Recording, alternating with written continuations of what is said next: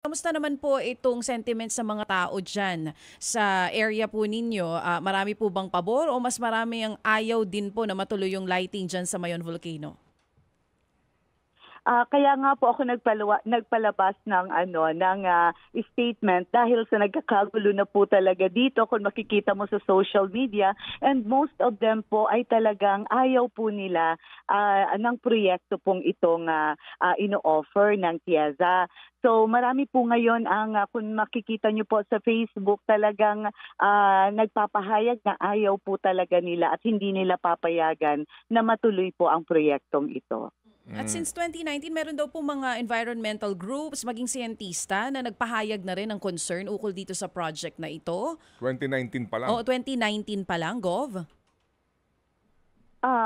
Ang pagkakaalam ko kasi siguro noon, but ngayon ang pagkakaalam ko 2023 nag-start na po sila, and that's why meron ito parang second phase na po nila ito na nagko-consult na talaga sila, nagbibid na ng 500 million pesos at maraming phases yata po ito.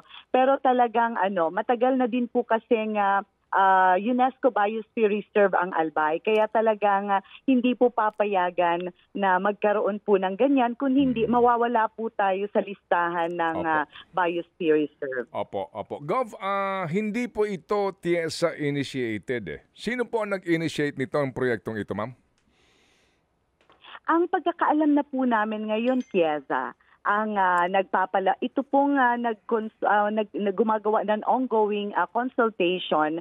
Ang pagkakaalam po namin dahil sa invitation nila ay sila po ang tinalaga ng TIEZA. Opo, ma'am, ganito po. Para gawin po yung Ang sabi po ng TIEZA dito, hindi sila nag-initiate nito. Sila lang po yung implementing agency. Opo. Kaninong brainchild ito? Will you be frank about this?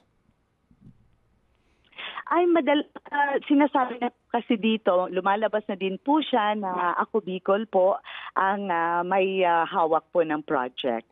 Pakiulit, ma'am, medyo nag-choppy po Yung kayo. Party list, yung party list po na Ako Bicol, yun po yung sinasabi nila na nag-propose ng project.